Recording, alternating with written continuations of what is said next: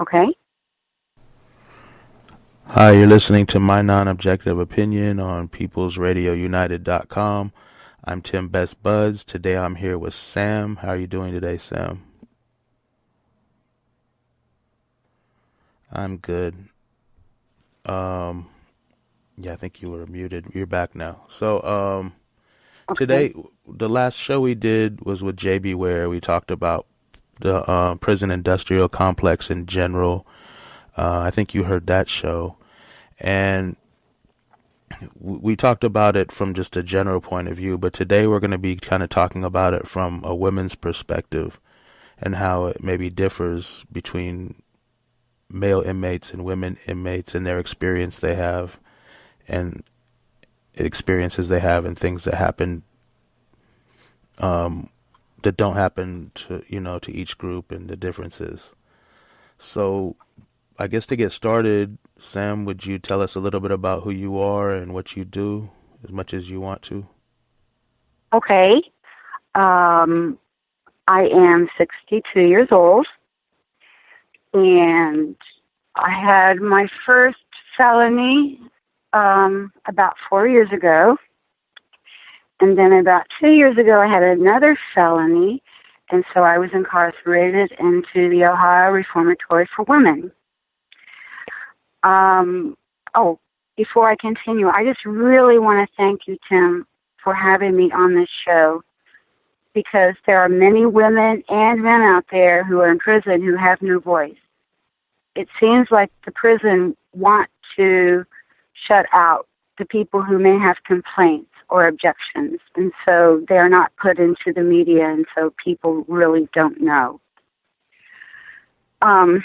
Yeah, that's why we're here. I mean, I encourage, like you came to me and said, why don't you do a show about women prisoners and women in prison and how it pertains to them. And that was a great idea. And I wish more people, because People's Radio is here for the people to be able to get their voices out. So I definitely encourage anybody else to just contact us and get your voice heard as much as we can push it. That's what we're here for. Okay, one of the things I want to stress too is that the people in prison, not only women, but also in men's prisons, are human. They have families, they have loved ones, they have feelings and wishes and desires and dreams, just like anyone else. They have made mistakes. Some of them have been really cruel mistakes because they have harmed other people. But once they get into the prison system, it does not help them to rehabilitate. That's the first thing I'm going to say. Before I went into prison, I was in the county jail, and on the trip from the county jail to the Ohio Reformatory for Women, we were in a county van. It was about 20 degrees outside, and there was no heat. And we were wearing short-sleeve scrubs, and I had no socks, and I was really cold.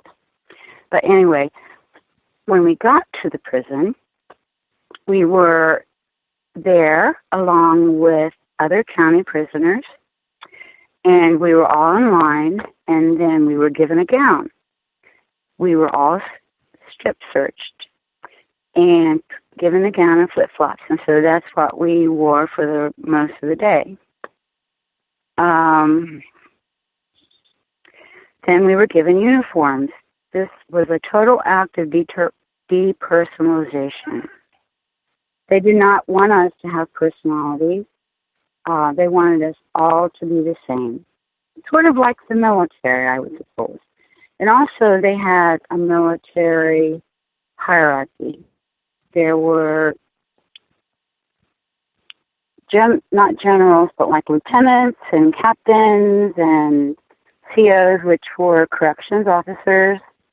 And then there were auxiliary people. Oh, and a quartermaster was the person who handed out clothing and things like that.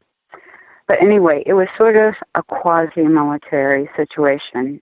And the inmates had to obey all the orders of the COs, even though they may not be moral or legal. But anyway, after the initial indoctrination, we were sent to an area that was called admissions. And in admissions, the women were sorted into different groups. If they had had a felony before, if they had been in prison before, if they were less than 32 years old, if they had a history of crime and other factors, then they were sent very quickly to outlying institutions. One was in Dayton, Ohio, and one was in Cleveland, Ohio. And some people later on, once they get out into the general public, wanted to go to those places so that they could be closer to their families. Anyway, the time in admission was more or less 30 days, and there were very strict rules. There was a handbook that was given to each person, which contained some of the rules. But then some of the rules you learned as you went along, which were not written, and you're not even sure if they're really rules or not, or if they made them up as they went along. And this is, like I said, where people were sorted. And also, when they were in admission, they were given dental, medical, and psychological evaluations to determine what kind of help they needed. And actually, this was kind of a good thing because some of the people had never had a gynecological exam. Many had not had any dental care. Many had very little education. They could not even read or write. Psychological, there were many who they said had mental illness. Whether they did or not, I don't know.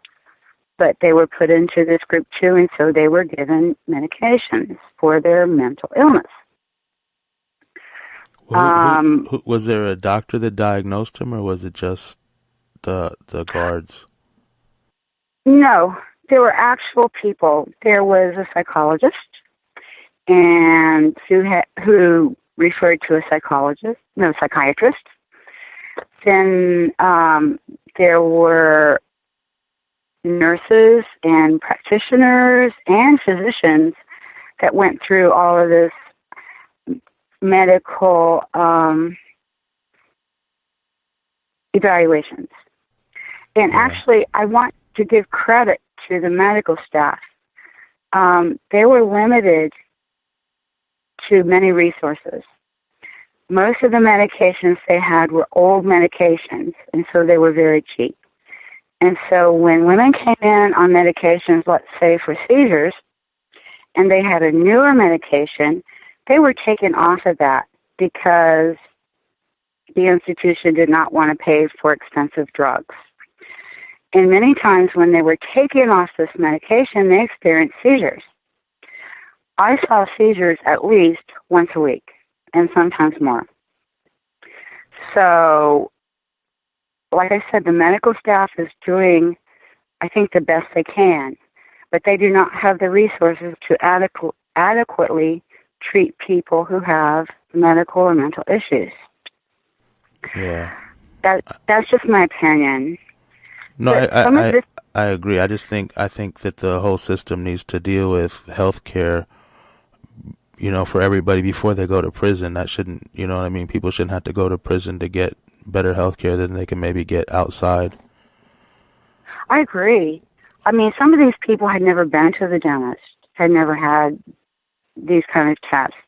And when they came in, they were diagnosed with hepatitis C, cervical cancer, HIV, herpes, lice, and dental problems. Some of them had teeth that had to be removed because they would cause sepsis in the person. And actually, this is kind of a good thing, but I think that it was not personally an adequate standard.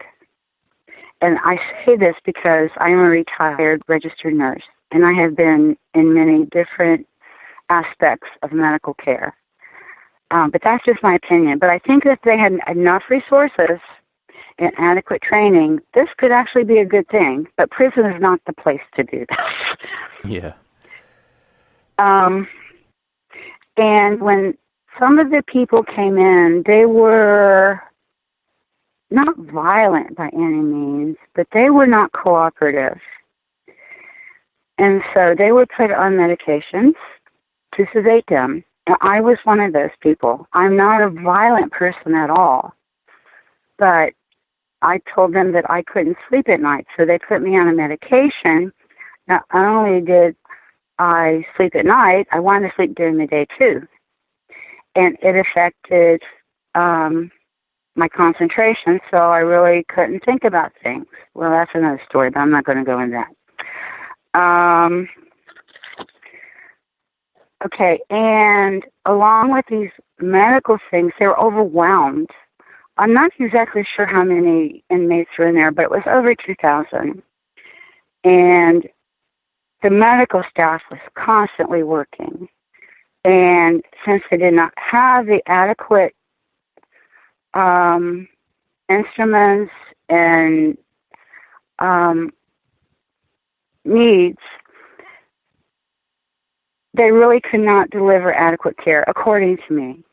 And I know that there was a friend of mine who had cancer. She had part of her lung removed, and she was very susceptible to having problems in cold weather. And she was also in a wheelchair because she could not walk very far. Anyway, one time she was having breathing problems, and she went to the medical center, and she told them she was having breathing problems, and they told her that they did not have the adequate equipment for a respiratory treatment.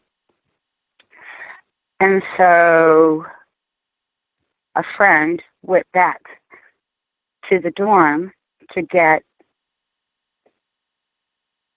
the things that she needed to take them back to the infirmary. And when she started to go out with it, the CO stopped her and would not allow her to take it. Well, anyway, in the meantime, the medical staff found the right equipment and gave her a breathing treatment. But when she was finished, they expected her to go back to the dorm, wheeling herself in a wheelchair when she could barely breathe. And so it was fortunate that someone came along and pushed her. My understanding is that at one point in time, they had people trained to push people in wheelchairs, but then someone fell out or something like that, and they got sued. So if someone is in a wheelchair and out in the middle of nowhere, no one has any obligation to push them or help them to a safe place. Also, there was a woman who had an infection in her hip, and it was supposedly treated, and like 2 weeks later, she developed a temperature of 103 degrees. She was septic. She was lethargic. She couldn't concentrate. She was delirious. And one of the COs found her and sent her to the infirmary. And finally, she received treatment. I think they sent her to a hospital. And finally, she received treatment. And then there was another woman who had had a stroke, and she had gone to the CO and told them that she did not feel well. And the CO dismissed it and said that she was faking it, but she was not. She had a stroke, and she became unconscious. And so finally they sent her to the infirmary, and they sent her to a hospital where she had another stroke. And then she came back, and she had problems with the left side of her body, but she was okay. She could function normally. But this is not the only situation that happens like this. There are many medical problems, many medical issues that are dismissed or not addressed. And that is just something that people go through when they go here. And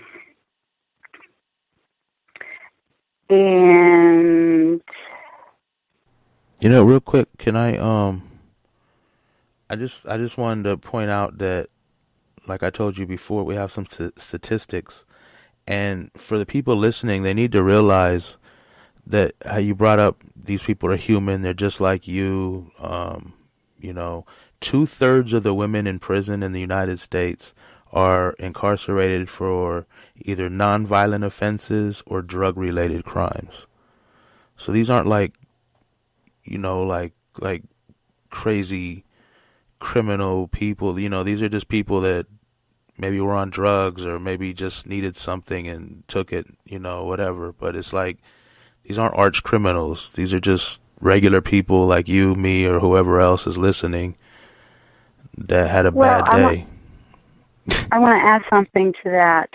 I don't know about other states, but here in Ohio, the heroin problem is a real epidemic. I'm not going to go into why people do this, but in prison there were a lot of people in there who were in drug-related crimes. And that just does not mean using the drugs or selling the drugs. That means that they were doing robbery or burglary or kidnapping or many other things, even stealing from their families to get money for these drugs. And I'm not even going to go into that. But these people do not belong in prison. They need help. And I have my own opinion about why people use drugs, and I think it's because their lives suck. They have no hope for the future. They don't even know that there's something else out there because this is what they have been doing their whole life. Sometimes their parents and their grandparents have been drug users, and that's all they know. They went to high school, didn't finish. Many of them are just regular, loving people, only they have problems and they should not be in prison because it does not rehabilitate them. I have a story about one woman who was a friend of mine, and she left on a Thursday, and Thursday night she went out, did heroin, OD'd, and she died. We heard about it the next day through some friends, and actually there's a very long communication network in prison. I mean, word goes fast. But anyway, she had died. But she's not the only one. And some of them go home, and it's not just that day, but maybe a couple weeks later, they overdose and die. And I had a friend who actually was resuscitated because she OD'd and died, and then they sent her to prison. That was not her real problem, but that's what happened anyway. And a lot of these women have men they call sugar daddies, and that is because those men pay support for these women, sometimes with children, to support their drug habits. Sometimes it's just so that these women can live. They have no source of income. They have little education. They can't get a job. They have no family support. Many of them are out on the streets. And so they do what they have to do to survive. And one woman told me it was a hustle. That's the name she gave it. That women, and not just women, but people out on the streets who have no income, have no other sources, have to hustle. They have to do illegal things in order to survive.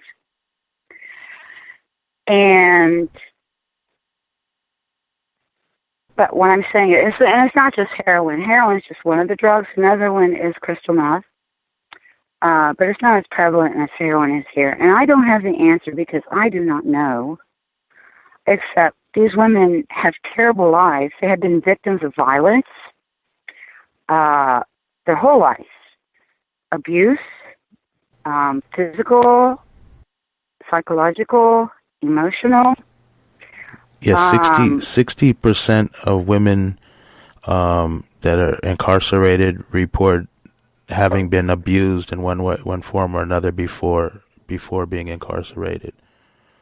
So abuse is a big part of that, I think. Oh, yeah, and some came in with broken bones and were not treated right away because they were going through the sorting process. Some had been shot, not when they came in, but beforehand they had been shot. I met a woman who had been buried alive. I met women who had their men in their lives hold guns to their mouths, threatening to shoot. And, I mean, they just grew up with us from the beginning of their lives. They grew up in a violent environment. And so that's what they know. They don't know anything else. This is what they know. And this is what's really sad, because some of these women are so creative and smart and honest and brave. They don't belong there. These people should be given an opportunity to create. They use it in prison. I mean, people would make their own cards and artwork, which is wonderful, and designs and crocheting and embroidery and knitting and all kinds of things. And they have these talents, but they're not utilized, and they could be. You know, Yeah, like I said, I think that's prisoners in general. I mean, there's so many talented, really good people that are locked up for some just stupid laws. And it's ridiculous. I mean, like you said, there's no rehabilitation going on there. No. There are classes. And I think that it looks good on paper. There are classes in, cosmetology, being a chef, making glasses, and there are classes in like web design and fetish shop and horticulture. But when these women get out, they cannot use what they learned because, one, nobody's going to hire them because they're a felony. And two, what they learned,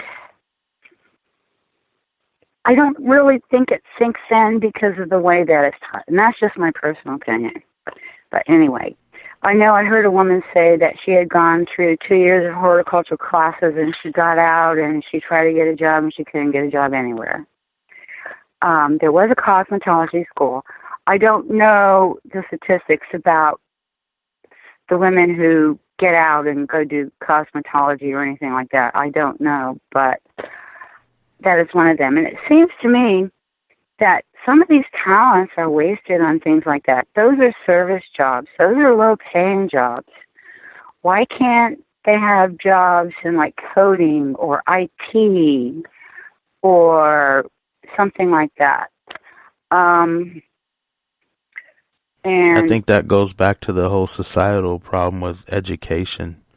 Our education system is horrible. Like I mean, well, from the show on Monday and this show now, I'm more convinced than ever that prisons are the symptom to the problem, and the problem is society. If society wasn't running the screwed up way it is, a lot less people would be in prison. I agree. Yeah, it's really sad, and it's just frustrating because some of these things are so simple to fix. Just look to people over profits instead of profits over people, and you'd solve a lot of these issues, but they don't seem to be wanting to do that. Well, I think the part of it too is that the upper echelons in our society need the people at the bottom in order to give themselves some kind of sense of accomplishment or power or something like that. There has to be the criminal element in order for the judicial system to work. The people who created the laws, and I'm going to say this generally speaking, are rich white men. Not always, but for the past, I say, 50 years, that has been changing. And a lot of people in power do not like that. But anyway, they have to have these people in prisons or do crime, and they decide what the crime is. I mean, it could be anything. Anybody can go to prison because there are so many laws people do not know. But if someone wants to put you there, you're going to go. And most of us are criminals. And the ones in prison are not very good ones because they get caught. But everyone breaks the law. Police officers, judges, lawyers, government officials, the president, they all break laws. But they don't go to prison for it. And that is part of the problem because it is like this elite part of our system accepts the elite doing this, but not the poor. And you were talking about education. Many of the women in prison do not have high school degrees. It offers a GED program, but many of them do not do very well in it. Some do not want to do it, and some cannot read and write. And some of them are in later years of their life, and they don't see any necessity in it. But anyway, I was going to say, too, there are programs through Sinclair Community College. They are not degree programs, but people get certificates for taking these classes and taking tests. Or sometimes they don't even take tests. But doing that. And that's a good thing. But I think that why are these not offered outside of the prison, where people can be with their families? Why not start at the beginning? Have a good educational program. Do not create automatons and robots to make everybody the same, because one, not everybody is the same, and some people are against people trying to tell them what to do. And a lot of those people are the ones who are in prison. Can I ask you a question? Were most of the women in there when you were there? Were they lower income, or were they? I mean, were there any really wealthy people in there? There were some wealthy people. There were some doctors and lawyers, and I do not know their crime. There was a woman who had been accused of killing her husband, who was a physician. I do not know. I don't judge them. Well, no, I'm saying that what the ratio from poor people to people that were wealthy. What was that? Much more poor people. Many of these people, like I said, they were living on the streets. They had no one to support them, and that's why they took the sugar daddies. Most of them didn't even like their sugar daddies, but their sugar daddies gave them money so that they could live in an apartment or whatever, whereas if they had not done that, they would be on the street.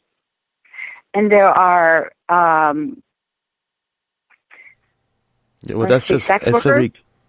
go ahead. I'm sorry.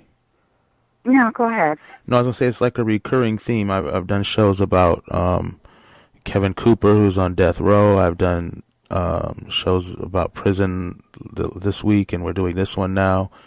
And it just seems like it's a real disproportionate amount of poor people to non-poor people that are incarcerated in this country. It's almost like it's a war on poor people, in my opinion. Well, it is. But you know what? It makes poor people. Our whole society is a pyramid, and people at the top are rich, and people at the bottom are poor. Yeah. And they like to keep it that way. The people at the top want the people at the bottom to be poor because it justifies their position in many ways. The poor are generally uneducated. They have no money. They don't have medical care. Some of them don't have food or heat. Some of them live in like motel rooms with Some like of them 10 live in people living. boxes and tents as well. Yes, they do. And sometimes there's tent communities. And my heart goes out to those people. I just cannot imagine how they live like that. I mean, this is America. We are supposed to be a country of innovation, of freedom. Yeah, when I go to downtown LA, it's insane. It's just tent after tent. On a weekend and in the weekdays they make people pick up all their stuff and get it out the streets so the businesses could run, because that's what's important. But on the weekends, like Sunday, it's so many people. It's thousands of people living out there on the street. It's so sad. It's so horrible. Cities want to hide them. And that's why they go in and break up those communities. I know here in this area, there are people who live in the winter in the woods.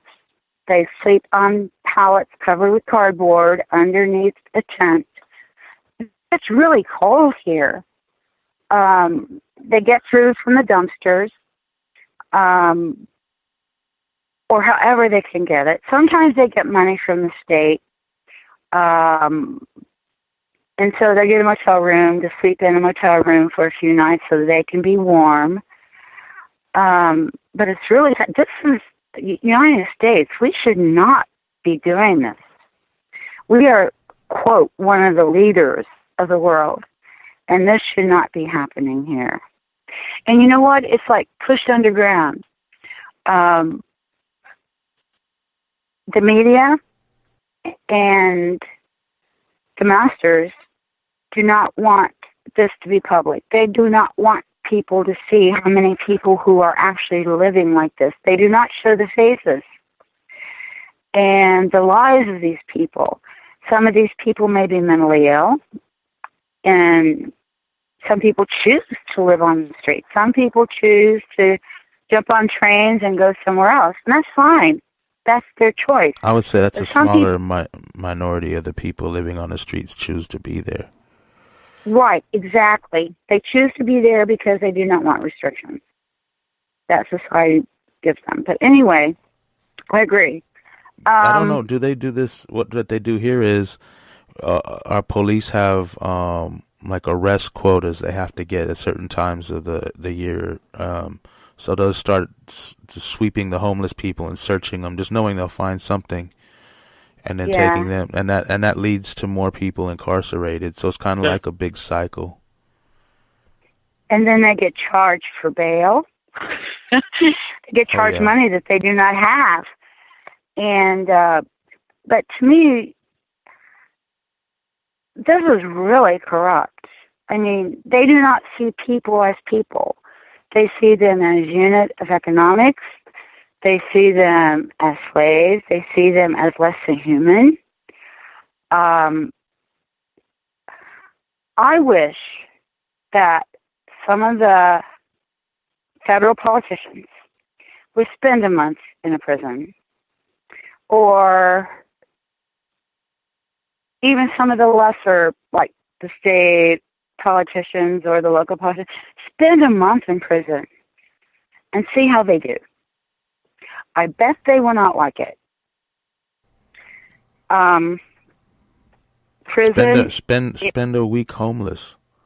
The problem is these people, no matter what they do, if they went out and spent a month in prison or a month homeless and embedded themselves with the people, they know that when that month is up, they're going back to their lives. The people that are in prison and the people that are homeless, they don't have that to look forward to. Even when they get out and go back to their lives might not be the same as that politician's.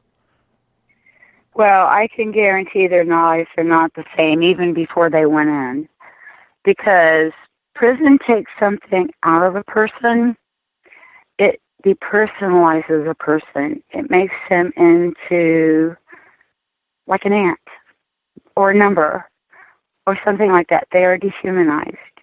and which is really sad. But you know what? That's the same thing that happens in many of our schools, the state schools. The kids are just treated all the same, and basically it's like a mediocre plateau, not for those who are gifted or those who do not follow the rules. People don't want to do that. I have this personal thing that I think that people really want to be happy, want to create, want to live a fulfilling life and provide a better life for their children, to have food, water, shelter, health care, or whatever, and not have to worry about it. And, you know, many don't worry about it. That's just the way their lives are. That is what they expect. They expect nothing different, and that is part of the problem. Like the people in state schools or, you know, public schools are not shown that there is a life other than what they're living. They may go home, they may not have food, their parents may neglect them, and they accept that. They are not shown that there is something different. I mean, that's just me and my soapbox, but anyway. You brought up another question when you were talking about families and children. A lot of, I think the statistics show the majority of women in prison either have or take care of children.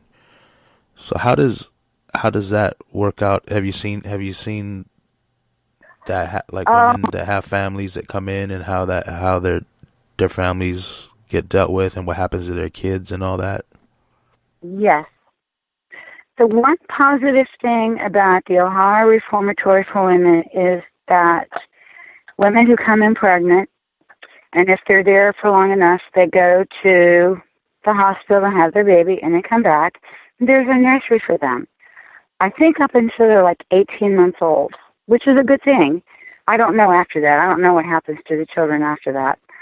But, you know, that's a positive thing. But then there are many, many young women in there who have children. And some of them do not even know what happened to their children. Some of them were given into custody of relatives, and others were given custody by the state, and they have no idea where their children are. And I knew that there are some women who cry all night because they want to be with their children, and they don't even know where their children are, which is really sad. And you know what?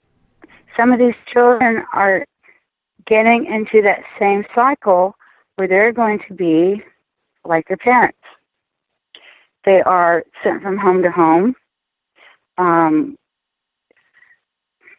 institutions or whatever, and they don't have, I say, this family thing going on, this family support or this family love. And I think that it's just perpetuating the problem. I have seen children who have grown up in the state institutions, and they have problems. They have problems in school. You know, I can't say why they have their problems. I can't say that they are not loved or they are loved or anything like that. But it seems to be a generational problem. Yeah, I think it's, you know, if they get raised going from group homes and everything because something, maybe their parents were in prison, then they grow up and then the same thing happens because they don't have any way to get ahead. Right. And they don't have a support. They've been bounced around. They haven't had attachments to people. And sometimes when they do have attachments to people, they feel abandoned because those people left, and it's not their fault. Yeah, that's terrible.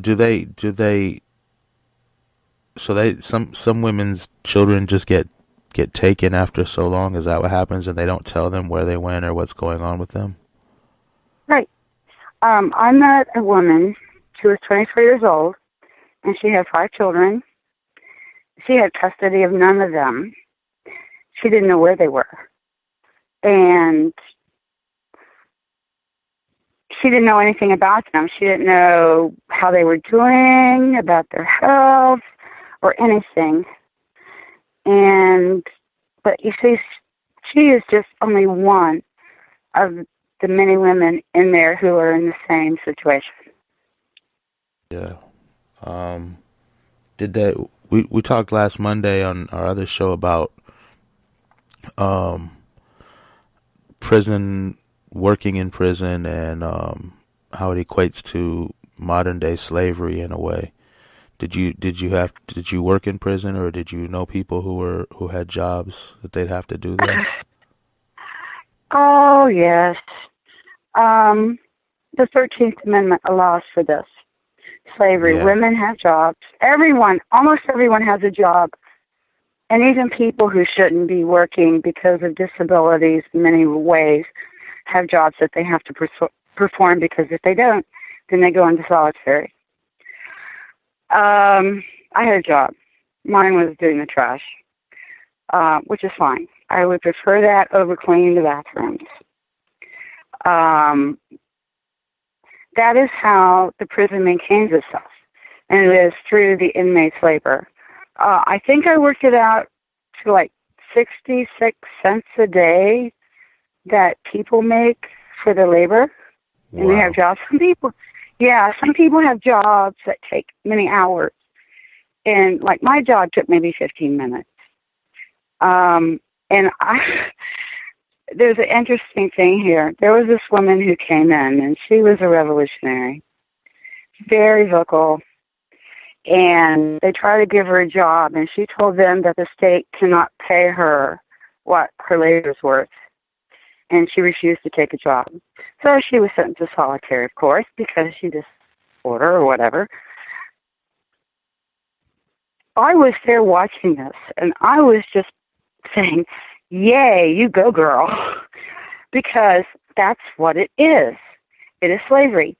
And Ohio Reformatory for Women is not a private prison. But in private prisons, I'm not so sure about state, but I know in private prisons, corporations go in, and they hire the prisoners to do their jobs for them, like make things like blue jeans and be call centers to answer calls and things like that. And I'm sure there's many more things. And they get paid very little. And these corporations are making big bucks off of the slave labor. Yeah, they have like agreements with, say, a public school or something will have to buy their chairs or their seats or something from the prison, or from that was prison made, and they'll pay these inmates a little bit of nothing, and then sell these things at 2 times the cost that they could buy it anywhere else at. It's exactly. All a big racket, yeah. It is a big racket, and the same thing has to do with people who offer items for sale in the prison, like extra clothing and food and things like that. They are specific corporations, and that's all they do.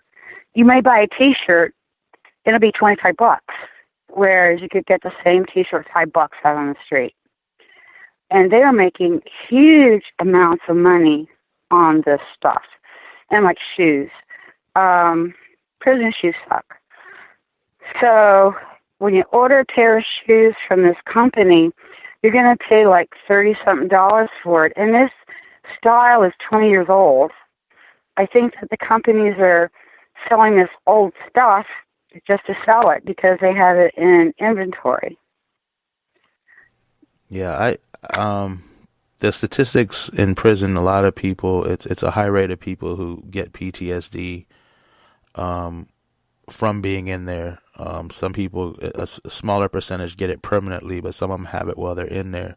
And women are at a higher rate than men even.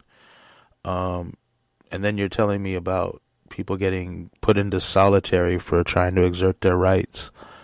That's a form of torture, isn't it? Well, I think it is. I think a lot of the things that happen in there are torture. One of the means of trying to get people to behave a certain way is to restrict bathroom privileges.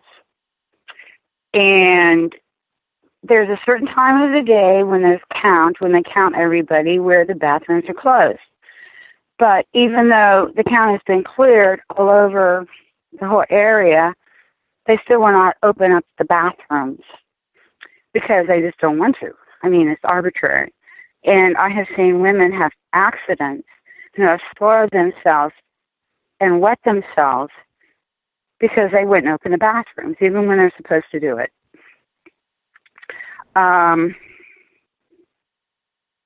That's insane. It is insane. And food. Food is terrible. I lost 24 pounds in 3 months because of the food. One, it's not enough. It is kind of nutritious in a way, but they serve a lot of turkey products. Turkey bologna, turkey hot dogs, turkey, ground turkey. I don't know, all kinds of stuff like that. And you know it contains preservatives and nitrates and all kinds of stuff in it. So it's not really a healthy diet, although they do serve fruits and vegetables, which is a good thing, but it's not enough. Yeah. And so people go to the commissary, their families give them money so they can go to commissary and buy food at like 3 times the price they would normally pay for it. And most of it is not really good food either. I mean, it's like canned stuff, high fat, high carb, a lot of salt, sodas, few juices, no fresh fruits or vegetables. And it's at a crazy high price too, right? Yes, exactly. And some of the women in there have no one to contribute to their commissary funds. They're in there, they're by themselves, so their $20 a month has to get whatever they want. And usually that should go to things like soap and shampoo and things like that. But I want to say this. When I was in there, it was very surreal. And even when I came out for like 6 months later, it was very surreal. Then finally it hit. When I was in there, I kind of detached myself from what was happening to me and to other people in there. But then it all hit at once. I am not the same person as I was before I went in there. It takes something out of a person. And hopefully I left something positive there for the other people. Some of them kind of looked up to me because I was educated and they weren't, and I knew how to talk to people, like the CEOs and things. And so they kind of looked to me to do that. And when I left, I hated leaving them there. I would not want anyone to have to go through that. It's not human. I mean, I would not treat my animals like that. Yeah. How was the treatment by the guards or the correctional officers? Well, for the most part, they couldn't physically harm a person unless they were in a fight. And there were occasional fights. But some of them were passive-aggressive. Some of them were actually cruel. They would say things like, someone would come out of the shower and they would say things like, I really don't want to see your fat rolls. Or they would say,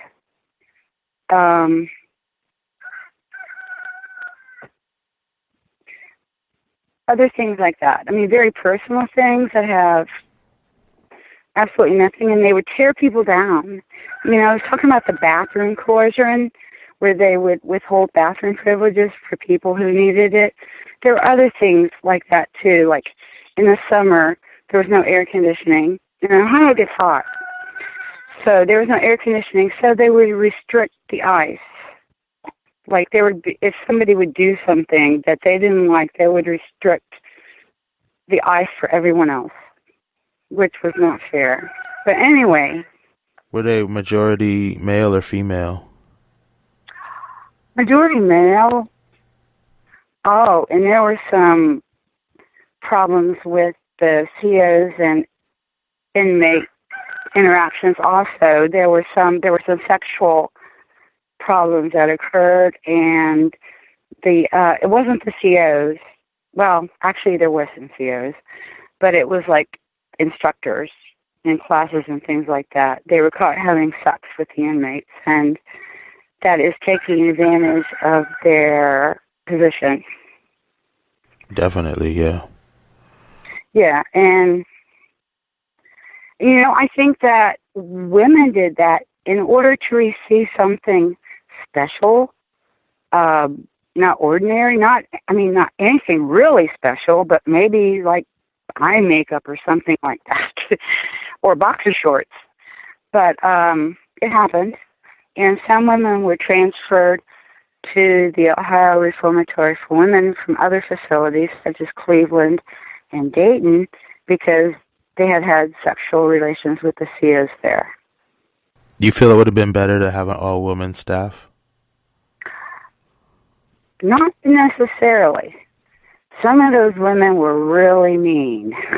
It was like they would make up rules. For example, it was a sunny day one time, and my ankles was showing out in the sun, and a CO came up to me and told me to cover my ankles because it was showing too much flesh. Was that a rule, or they just made that up? She made it up. Wow. Yeah. I mean, there are some rules about, like not touching each other and kissing each other and holding hands. That happened, but outside of the CO view, among other women. But to me, that is not an issue.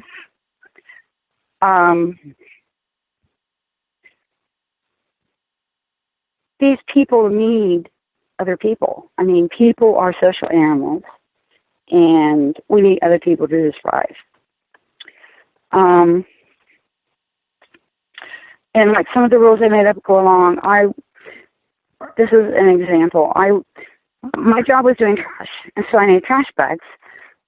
So the normal COs, I would just go up and get the trash bags out of the drawer.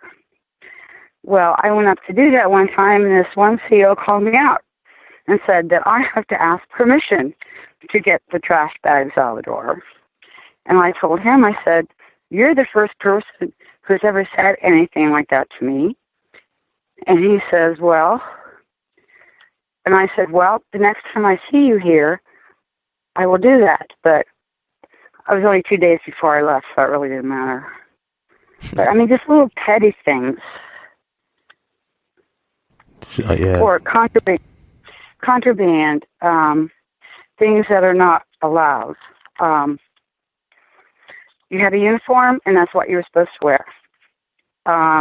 You could order outside clothes, but they had to be according to standard, like specific T-shirts, shorts, sweatpants, things like that. They were kind of unisex. But then there were women who wanted other things, like fancy underwear, and so they got it, and it was contraband. I don't know where they got it, but it was contraband. Like boxer shorts, it was contraband.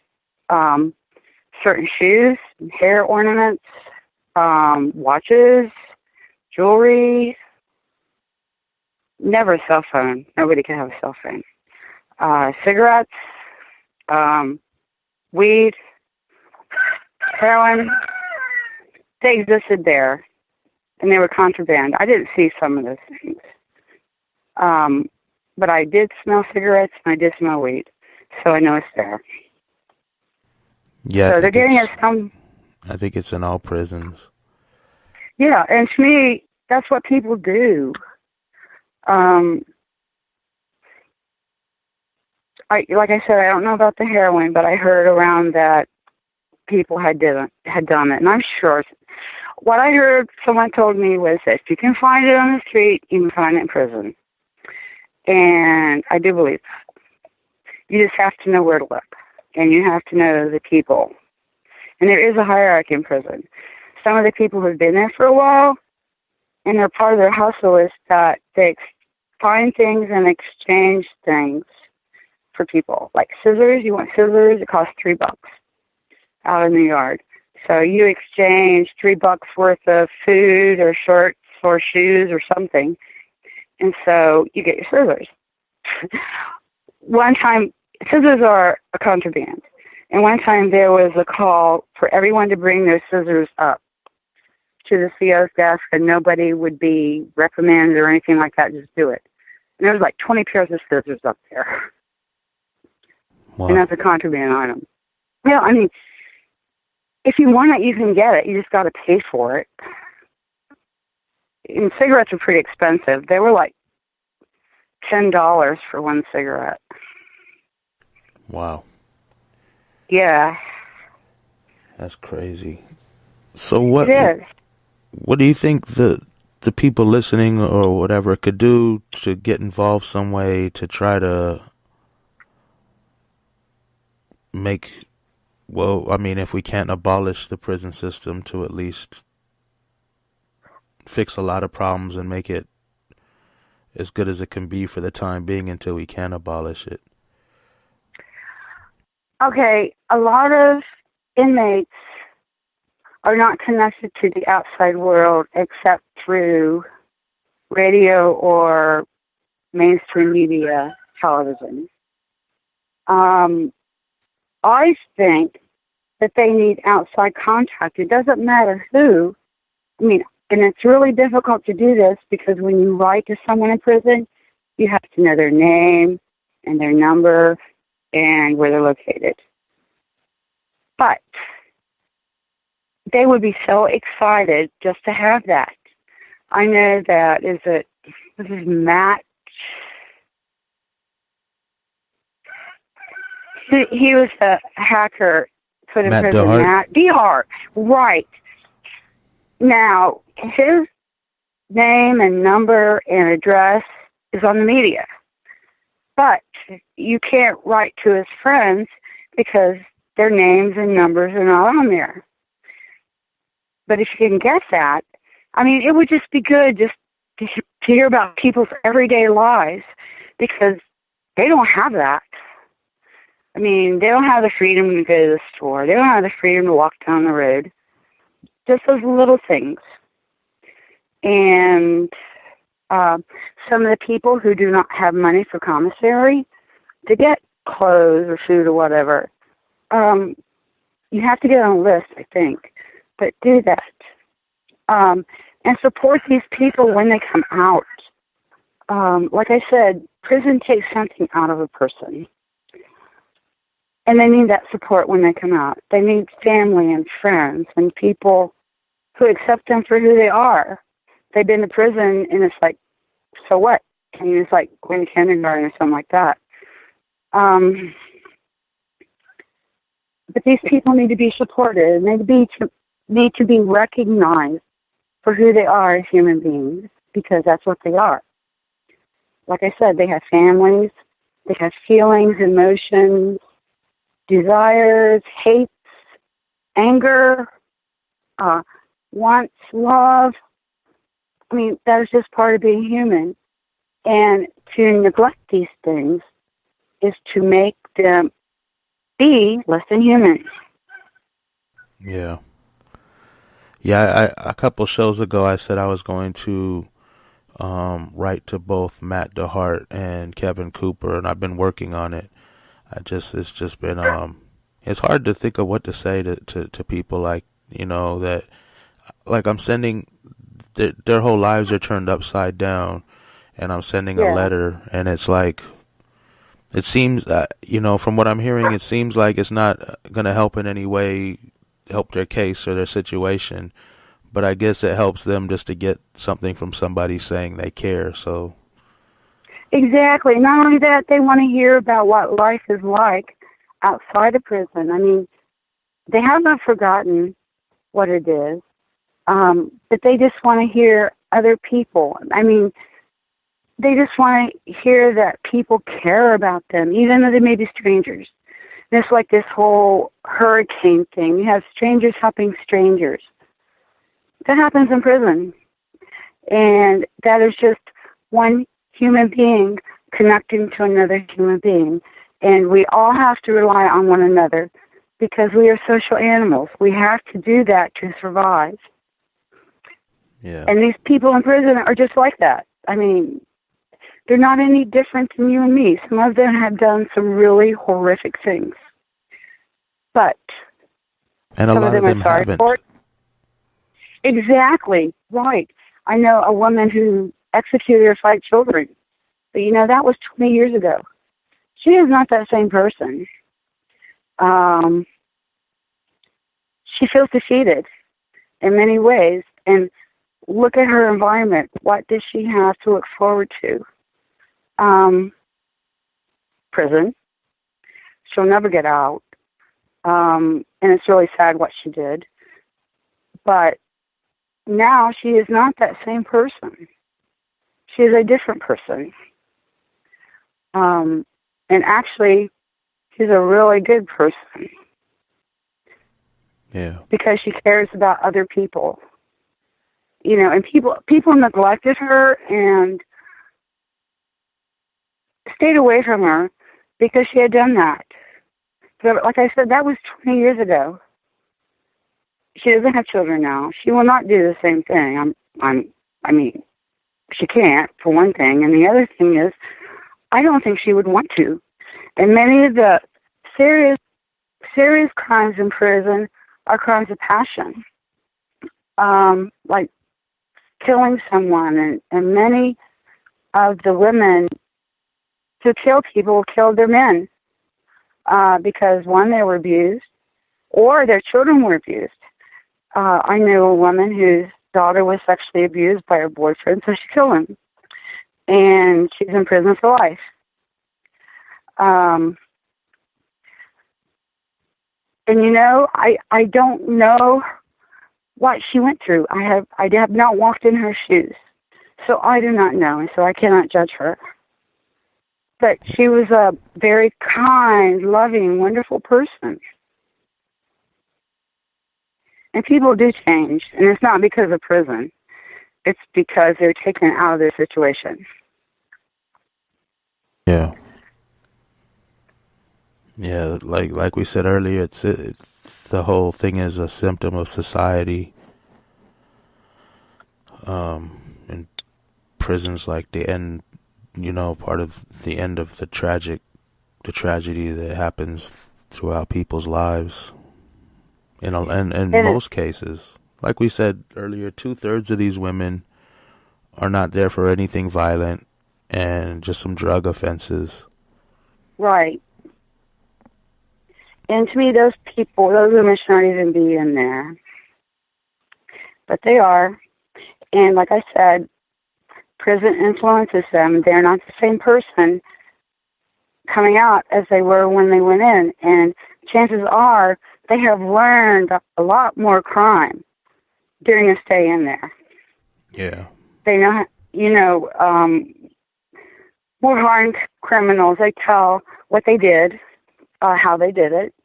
And so these women know this when they go out. I don't know if they're going to actively do these things, but they know this.